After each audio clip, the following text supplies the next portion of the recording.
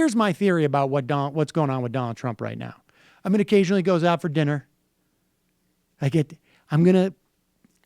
go out to dinner and humiliate Mitt. And if he kisses up to me, he did it once before and I gave him the endorsement. Let's see if he does it again. You want to know how it goes, Sam? Here's how it goes. Donald Trump ritualistically humiliates rivals and enriches his business interests all day, and the rest of us loot and pillage and rape the country. But we are terrified of the Jill Stein groundswell that is surely coming for us in 2020. We know that if we push it too far, that Susan Sarandon and other noble comrades will be on the streets pushing us out of power. Sorry, I'm laughing. Basically, you're completely effed, cucks. So, all right. So here is my theory about what Donald Trump is doing. Here is Donald Trump tweeting at 6:55 in the morning on November 29th. Nobody should be allowed to burn the American flag. If they do, there must be consequences, perhaps a loss of citizenship or 1 year in jail. Now, let's put away the notion of a loss of citizenship. Like, I don't even know. Yoink. Like, what? Like, you get sent out. People, they send you out on a raft with just like a couple of like, I don't know, elk pelts. Hey, look, if you're a good guy, you get sent to Belize. If you're a bad guy, you get sent to Syria. You get sent out to. But I mean, just contemplate this. What is going on? What is going on? Donald Trump must have been. I wonder if he was up all night reading some type of treatise, contemplating the questions of patriotism or nationality, or perhaps they were they were doing threat assessments. It was a meditation on shared identity he just and got out of a patriotism, threat but assessment. freedom.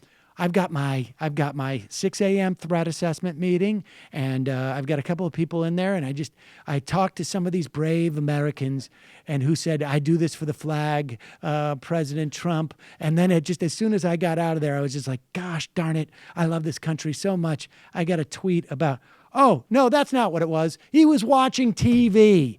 This was on Fox News at, what was it, 6:35 in the morning or something. 6:25. Here it is. A Massachusetts college that we've been talking about for about a week now, blanketed in red, white, and blue, all in response to a campus-wide ban on the American flag. The college is called Hampshire College. It's in Massachusetts. They took down the flag after one flag was set on fire, one was stolen in the wake of the President-elect Trump's win. Now veterans are fighting back with their own protests, sparked by a lawmaker's letter demanding that they fly that flag again. And that lawmaker joins us now. His name is John Velas. He is a Massachusetts state representative for the past 2.5 years. There you go. And they talk about someone burned the flag on that, apparently. I mean, Hampshire College is ISIS. I see it. This is what Donald Trump is doing. He's sitting in the corner. Like, if someone like you imagine like one of those pictures, like when you see like those pictures of the transition teams or when they're in the national briefing room or whatnot. And I just imagine like all the adults sitting around like those couches in the West Wing, and Donald's in the corner with like some type of VR thing, just going like, hey. Like the Bin Laden photo, the Bin Laden Situation Room photo. Trump's on the side, like watching Fox and Friends. These new snap goggles are amazing. I can literally screen out all human contact. Yeah, I mean, I was thinking to myself, is Tiffany, have I been too hard on her? Maybe she's a 7.5. This shouldn't be a surprise. We've seen the reports that he's not getting the presidential daily briefings, that Pence is taking them, and this shouldn't be a surprise either. John Kasich told us that Uche or Kude, I'm not sure which one, came to him and said, you can have the domestic and the foreign policy portfolio. Dad just wants to be president. Nailed it. And look, and I think that's probably what's going on. So understand that when we're talking about the destruction of Medicare, when we're talking about the destruction of Medicaid, when we're talking about the destruction of the Affordable Care Act, when we're talking about assault on Social Security, when we're talking about assault on SCHIP, health insurance for children, food stamps, we're talking about getting rid of the SEC, or basically making it irrelevant, using the Consumer Financial Protection Bureau as a weaponized tool to attack industries that Trump doesn't like. On and on and on. When we're talking about that, Donald Trump is vaguely relevant in this. I literally didn't understand anything you said until the last part about using government to punish my enemies. That's amazing. Well, and I should just add, when it comes to using government to enrich himself, I'm listening. exactly. Can I get in on this insurance market thing that we're going to do? How about Trump vouchers and people have to buy them? Why don't we get back into the state game? I mean, all of this that we're talking about too is just like, this is all, frankly, this is the best case scenario. Guys, what about the Green Party, Joe? I feel like they're going to take me out in 2020 if we're not careful. This is all the best case scenario I'm talking about.